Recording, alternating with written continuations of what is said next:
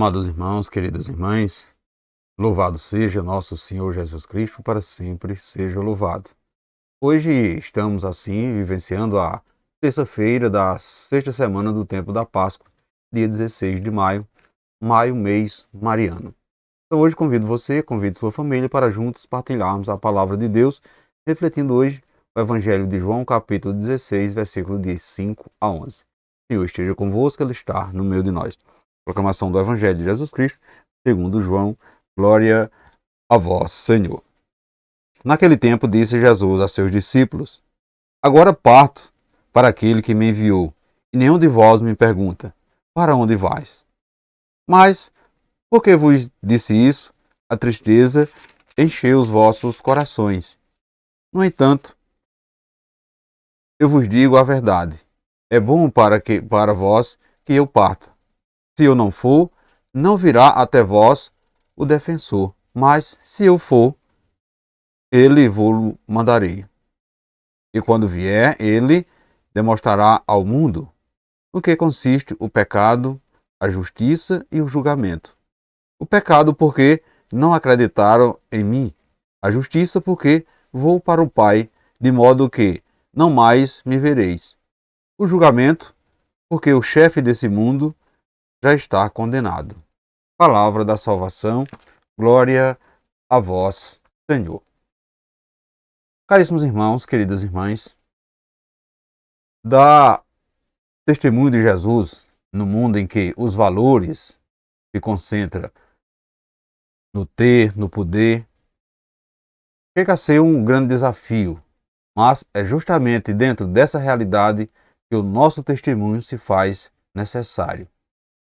Para muitos pode ser utopia acreditar numa reversão desse quadro triste que aí está.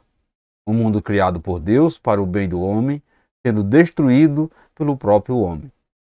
Mas para quem acredita na força do amor, ainda é possível mudar essa triste realidade que tem como raiz a ausência de Deus no coração do homem. Ainda é possível mudar essa realidade. Vejamos que, como seguidores de Jesus, não podemos desanimar e muito menos ficar como espectadores dos acontecimentos, indiferentes do que acontece em nossa volta. Precisamos descruzar os nossos braços, desvendar os nossos olhos e nos pôr a caminho numa luta constante contra o inimigo do bem. Quem faz a opção por Jesus não se entrega ao pessimismo, não se deixa levar pelas forças contrárias ao projeto de Deus. Nós não vamos consertar o mundo com a nossa força, mas com a força do Espírito Santo podemos consertar o mundo ao nosso redor a partir de nós mesmos. Amados irmãos, queridas irmãs, no Evangelho de hoje, Jesus, percebendo a tristeza dos discípulos quando a sua volta para o Pai, insiste em conscientizá-los de que a sua partida deveria ser vista como um bem para eles, como um motivo de alegria e não de tristeza. E Jesus diz: É bom para vós que eu parta. Se eu não for, não virá até vós o defensor. Mas se eu for, eu vou-lo mandarei. Caros irmãos, queridas irmãs, humanamente, era muito difícil para os discípulos aceitar aquela separação. Afinal, eles haviam apostado o futuro de suas vidas junto de Jesus. Não conseguia imaginá-lo sem a presença física do amigo, do líder, o mestre que estava presente no dia a dia deles.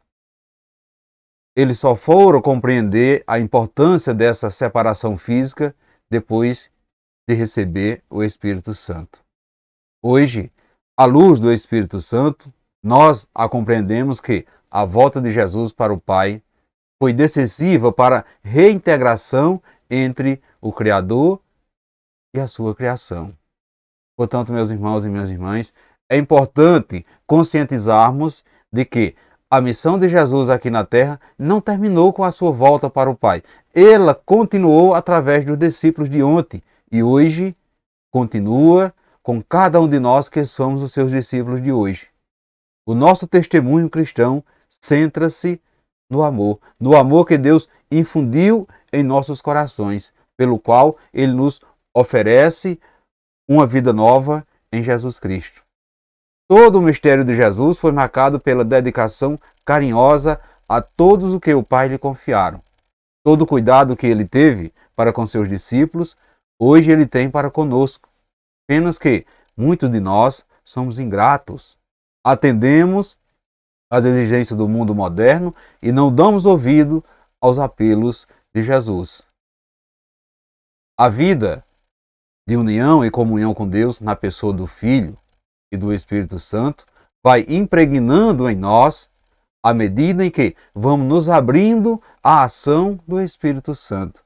Portanto, a presença iluminadora do Espírito Santo em nós clareia a nossa mente, nos faz entender as palavras de Jesus, a interpretar assim os acontecimentos políticos, sociais e religiosos à luz de Deus, fazendo-nos enxergar o que está oculto à luz do mundo.